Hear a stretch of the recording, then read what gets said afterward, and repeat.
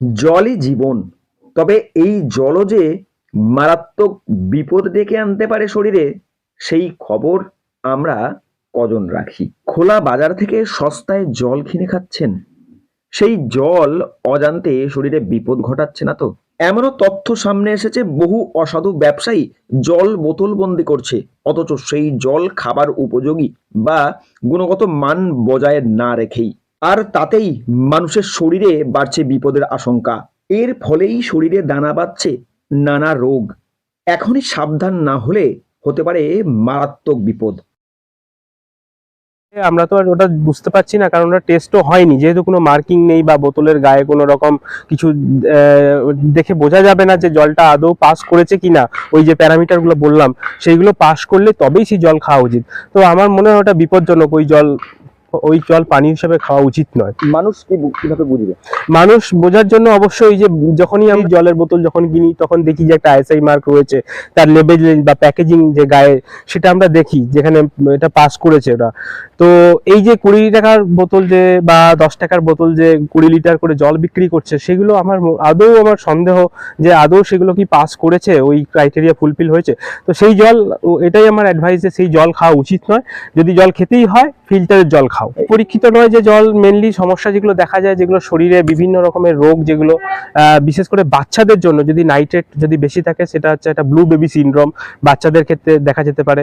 আর আর্সেনিকের সমস্যা বা ফ্লুরাইডের জন্য মানুষের যে মানুষের অ্যাডাল্টেও সেই সমস্যা হতে পারে, বিভিন্ন রোগ ব্যাধি যেগুলো বাঁধতে পারে। এছাড়াও যে ইকোলাইও হচ্ছে একটা খুব গুরুত্বপূর্ণ, জলে যদি ওটা বেশি থাকে তাহলে কিন্তু হজমের প্রবলেম হবে, আমাদের ডাইজেশন বা ডাইজেস্টিভ সিস্টেম নষ্ট হয়ে যেতে পারে। ব্যাঙের ছাতার মতো গজিয়ে উঠছে প্যাকিং ড্রিঙ্কিং ওয়াটারের ব্যবসা। কম পুঁজিতে অল্প দিনে লাভবান হতে বহু মানুষই বেছে নিচ্ছে এই জলের ব্যবসা। পাড়ায় পাড়ায় জলের কারখানা গড়ে ওঠায় স্থানীয় মানুষও ভীষণ খুশি।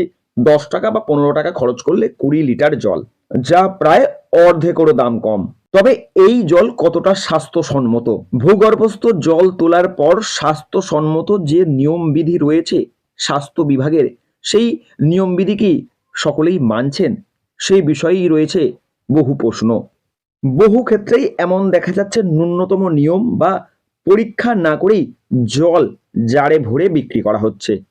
ঠিক কোন কোন নিয়ম ব্যবসায়ীদের মানা উচিত এবং সাধারণ মানুষ কিভাবে বুঝবে এই জল কতটা স্বাস্থ্যসম্মত?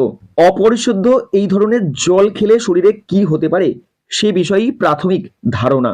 প্রথমত, জল যে খাচ্ছে তার এটা উচিত যে জলটা টেস্ট করেই তবে প্যাকেজ হিসাবে ওটা আসা মার্কেটে।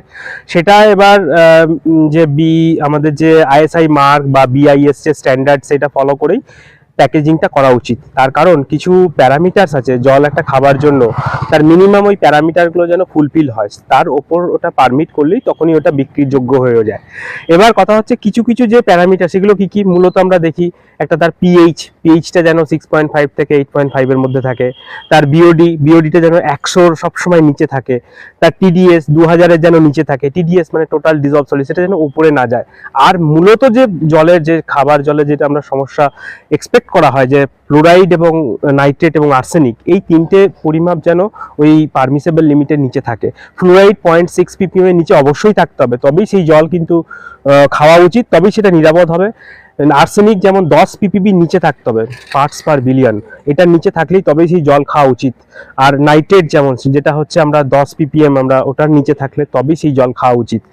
স্বাস্থ্য বিভাগের এই নিয়মবিধি না মানলেই পানীয় জল হতে পারে মারাত্মক বিপদের কারণ, যা শিশু থেকে বৃদ্ধ সকলের শরীরে খারাপ প্রভাব ফেলতে পারে।